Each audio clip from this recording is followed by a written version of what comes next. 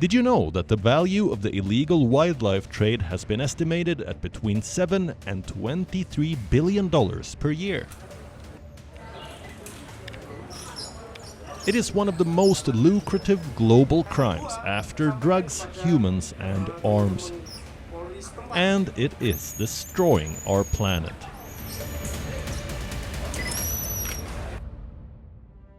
Scientists believe Earth is experiencing its first mass extinction event since non-avian dinosaurs died out 65 million years ago. More than 40% of the planet's amphibian populations and 1/4 of all mammals are currently at risk of disappearing entirely from our world due to human activities that have impacted the wildlife.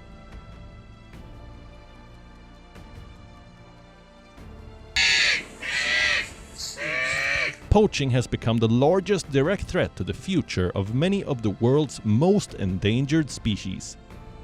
It is second only to habitat destruction in overall threats against species survival. Quickly. Go. On May 4th, South Africa has announced a ban on its controversial and multi-million-dollar lion breeding industry. The country's environment department will stop issuing permits to breed, keep, hunt or interact with captive bred lions. The country is home to some of the most dangerous, spectacular and endangered species on the planet. Kruger, located in the east of the country, is one of the most visited national parks in South Africa. It is one of the largest national parks in the world, with an area of 19,485 square kilometers of grassland with scattered trees. Nearly 1 million people visit it annually in the hope of spotting the Big Five, a term that refers to lions, leopards, elephants, Cape, buffalo and rhinoceros. In February 2021, a new assessment from South African national parks revealed that the park's rhino numbers have dropped by about 70% during the past decade because of poaching. Rhino horn is sold for use in traditional medicine or for carvings, mostly in China and Vietnam. Kruger is now home to fewer than 4,000 rhinos, down from more than 10,000 in 2010. The park has an ongoing problem with poaching. A couple of years ago, a man suspected of being a rhino horn poacher was killed by an elephant and his remains devoured by a pride of lions. Lions too are being targeted. Conservationists believe that as tiger populations in Asia have dwindled, other big cats around the world are being hunted for their body parts, including African lions. Only 3,500 animals are living in the wild in South Africa, and more than 8,000 are thought to be in captivity.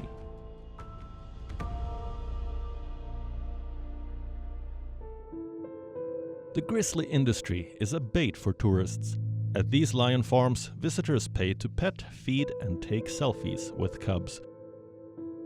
And when these cubs become adolescents, breeders charge tourists to go on walking with lions excursions. However, as the lions age, they become too dangerous to pet. These big cats are then used for breeding or sent to hunting ranches or are slaughtered to process their bones.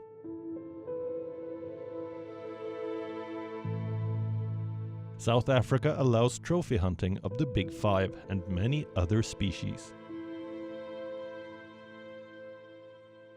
Many international hunters travel to the region to participate in these hunts, to take them back home as trophies to display or as souvenirs. Trophy hunters are attracted by the guarantee of success. In these captive hunts, hunters pursue animals who have been raised by human hands and who can't escape. In South Africa, nearly all wild species are available for trophy hunting, even threatened species such as African lions and elephants. While the country has clamped down on captive lion breeding and hunting, what it calls authentic hunting will still be permitted. Trophy hunting in South Africa is quite big.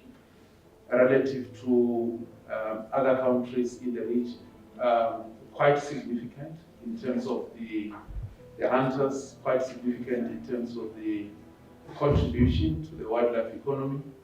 Hence, Minister had always referred to responsible and authentic hunting. What the majority report says with regard to captive breeding of lions, it says that we must halt and reverse the domestication of lions through captive breeding and keeping.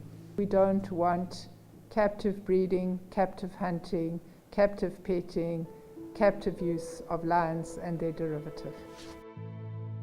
Big game hunting is big business in South Africa, but it's not the only country that allows trophy hunting. The other top destinations include Zimbabwe, Zambia, Mozambique, and Tanzania. Trophy hunting came under the spotlight in 2015, when Cecil the lion was lured from a wildlife reserve in Zimbabwe and shot with an arrow. He was being studied and tracked by a research team of the University of Oxford as part of a long-term study until his death at the hands of an American dentist. It sparked global outrage, but little has changed. After an unscheduled pause in 2020 due to the coronavirus pandemic, fresh hunting permits are being issued in Zimbabwe right now. The country is selling rights to shoot up to 500 elephants this year to generate public revenue, weeks after the animals were listed as endangered. This type of illegal hunting, which we think is unethical and inhumane, is conducted under the supervision of government agencies. It needs expensive permits and is limited to specific animals and locations. Illegal poaching, on the other hand, evades all regulations.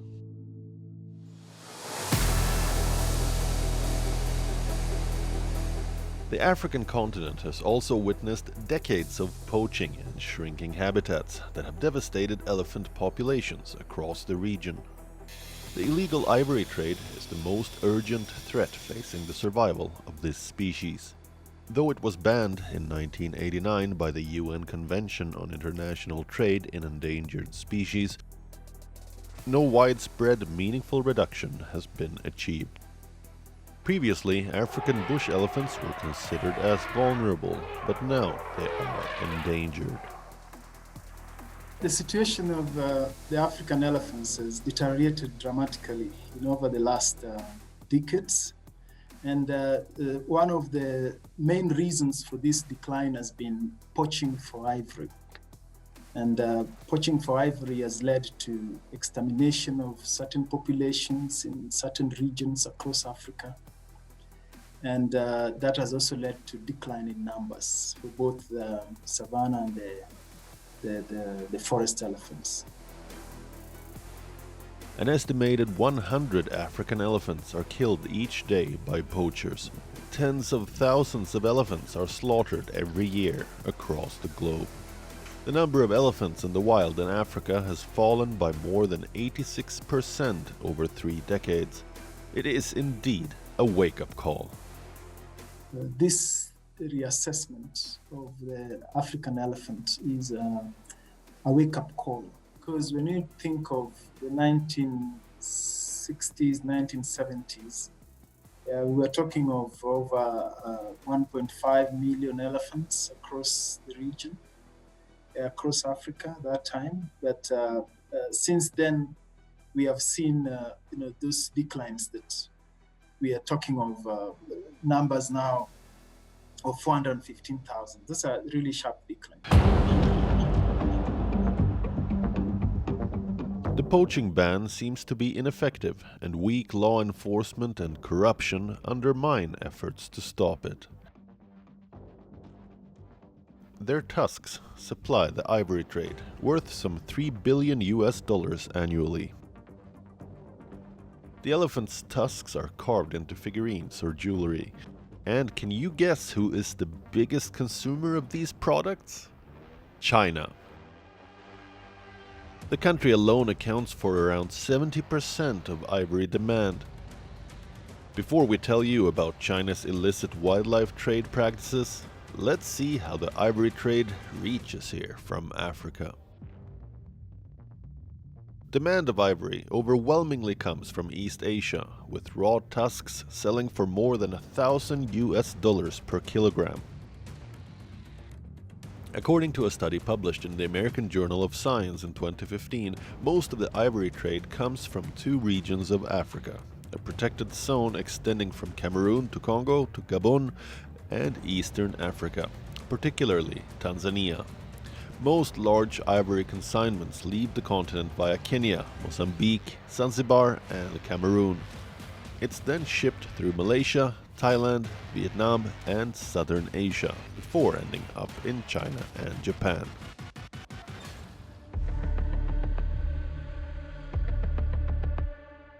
China's lucrative and poorly regulated wildlife trade got exposed in January 2020 after the first outbreak of coronavirus was traced to a market in the city of Wuhan.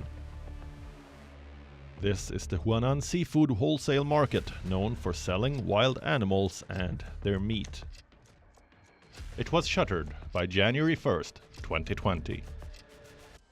It had a wild animal section where species like snakes, beavers, porcupines, baby crocodiles, badgers, bats, pangolins and turtles were sold for human consumption. Wet markets provide breeding sites for zoonotic diseases. The crowded lanes, unhygienic conditions and the close proximity of stall vendors and visitors to these animals makes it easier for the virus to travel from one to the other. Scientists around the world are already trying to determine when, where and how the novel coronavirus started infecting people. There is strong evidence that the virus originated in bats and could have infected humans via an intermediary species, like pangolins. A World Health Organization team looking into the origins of the coronavirus pandemic visited the seafood market that was linked to many early infections. The report identified a possible transmission source: China's thriving wildlife trade.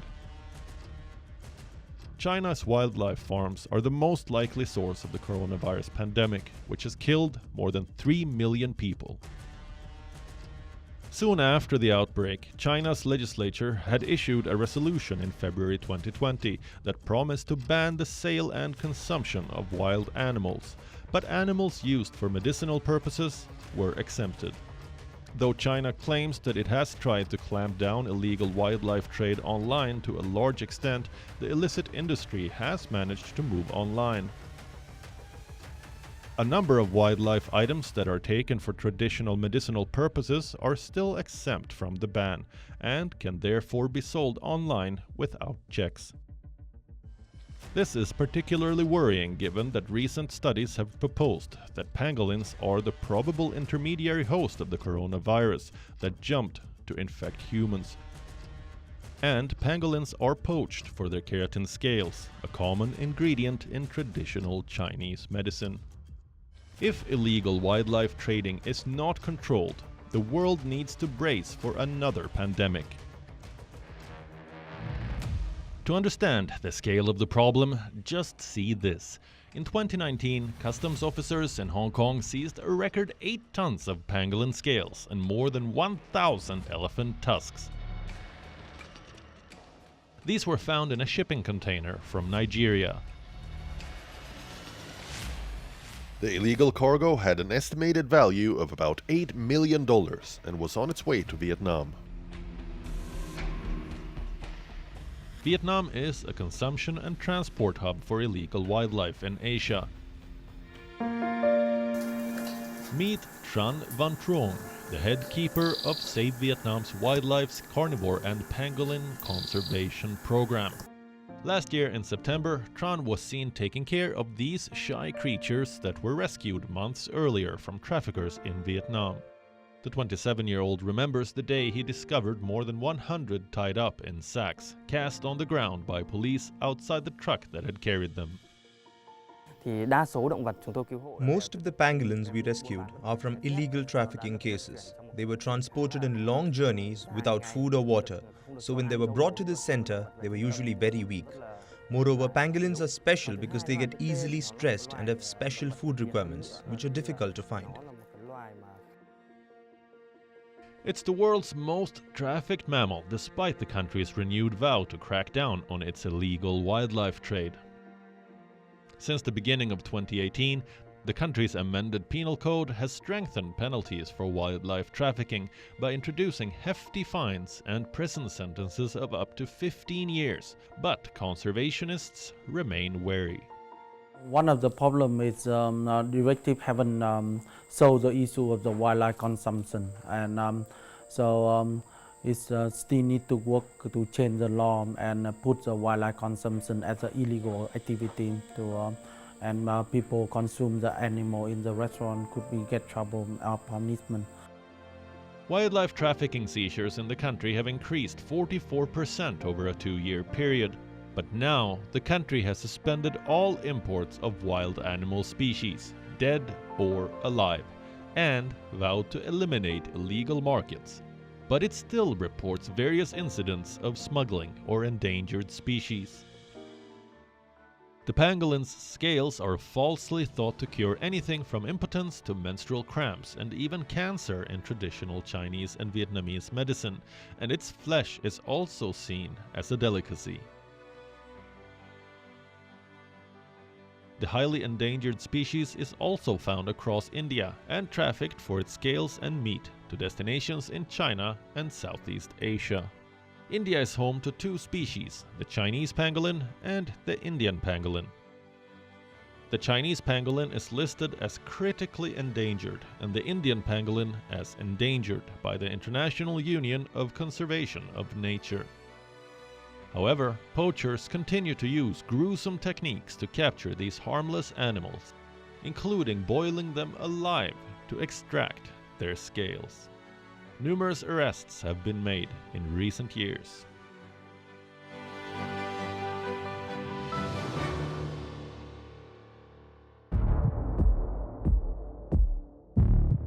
Wildlife trafficking is a global problem. All around the world, animals are being poached, killed, and endangered for profit, and it is causing an irreparable loss of biodiversity. It's important to remember that these illegal operations are run by crime syndicates. They not only target the wildlife, but also those working to save them, such as forest rangers who are at direct risk of death in the line of duty. The United Nations has given a new warning that action is needed now to protect the natural world. Cross-border trade is regulated by an international convention, known as the Convention on International Trade in Endangered Species of Wild Flora and Fauna, or CITES, which is designed to lower demand for threatened wildlife, allowing populations to recover. The treaty states member nations must enforce trade restrictions in their own countries, but critics argue that cities has limited powers to deal with inadequate domestic laws.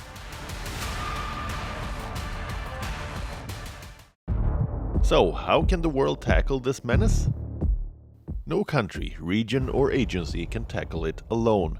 It needs collective action across source, transit, and destination points. Many countries also still lack strict national legislation and appropriate penalties for illegal wildlife trade. The sentences given to those that have been convicted of illegal wildlife trade are inconsistent and lenient. This needs to change. In April this year, the World Health Organization called for a halt to the sale of live wild mammals in food markets to prevent the emergence of new diseases such as COVID-19. They also called for tougher regulations to control the farming and sale of wild animals heading to markets for human consumption. But there needs to be a permanent ban on the consumption and farming of wild animals.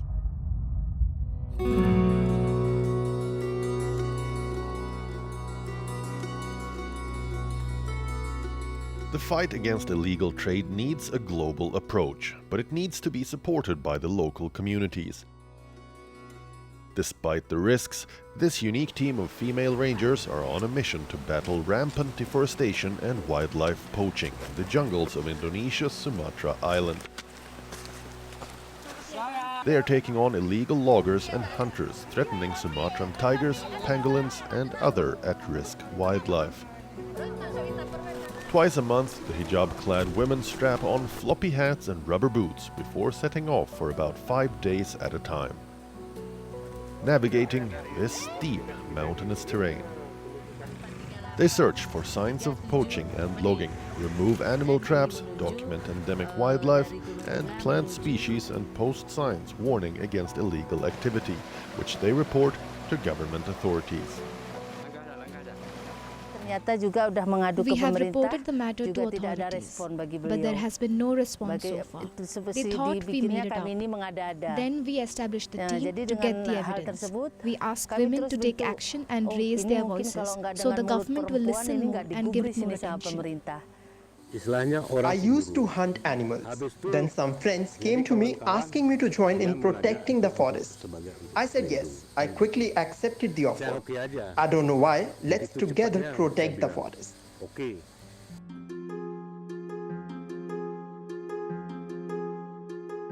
In Pakistan, these conservationists are trying to find a solution to stop the illegal trade of falcons. The birds of prey, including some endangered species, are trapped by hunters after migrating from Siberia. They are then trafficked to wealthy Arabs from the Gulf, for whom falconry is a treasured tradition. It is estimated that up to 700 falcons were illegally smuggled out of the country last year alone, often by organized criminal networks. Bob Dalton, a veteran falcon conservationist, helps to oversee the rehabilitation of dozens of falcons seized by Pakistani authorities. One of the biggest threats, however, is the illegal trapping to supply the illegal falconry trade growing. There is more money available for leisure pursuits in the Gulf, etc. So therefore there are more clients, therefore there are more outlets for illegally taken falcons. We can form a sustainable wildlife program. We can legally trap falcons and sell them to Arabs. The scourge of illegal wildlife trade needs to be wiped out from the face of the planet. It's the only way to save the endangered species. The world has the tools to stamp out wildlife crime. You too can do your bit. Report any illegal wildlife activity that you see around you and never buy animal products you suspect might be illegal. Remember, if there is no demand, there will be no supply. Collectively, we can make a difference.